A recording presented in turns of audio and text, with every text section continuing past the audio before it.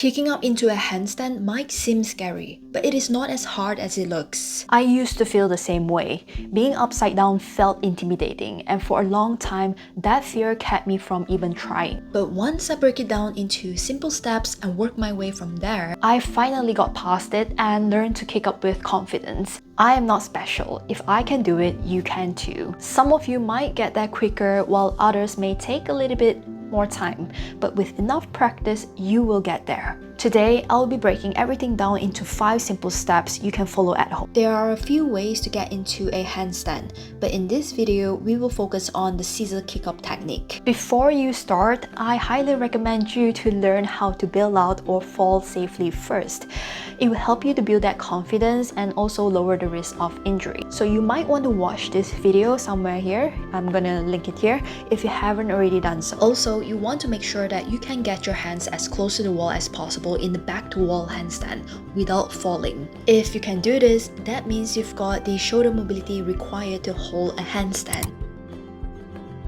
Start in a downward dog position with your hands shoulder width apart. Lean forward until your shoulders are above your wrists. Keep your elbows locked to prevent them from collapsing. A slight bend is okay if needed. It is fine if your knees aren't fully straight, but aim to keep your legs as straight as possible.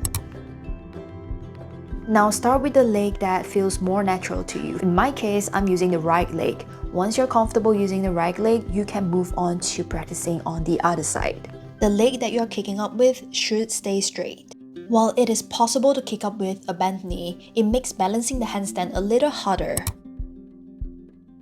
The next step is pretty straightforward. Start adding a hop to your swing. Keep the swinging leg straight while the kicking leg bent. So my right leg will be straight and my left will be bent. This is optional. If you are struggling to go higher in the kick up, you can use a box to get used to the top portion of the kick up. As you improve, gradually lower the box. The lower it is, the harder the movement becomes. Focus on controlled movements rather than purely using momentum.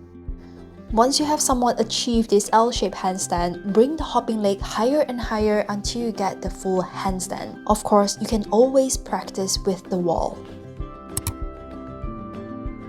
As you get higher, create this full body tension by tensing your whole body, your core, your arms, your glutes, and your legs to stabilize the handstand. In other words, you want to keep everything tight. To safely exit the handstand, lower your dominant leg with control, like an eccentric movement to build strength. Once you can kick up, it is time for you to move on and learn to do the handstand against the wall.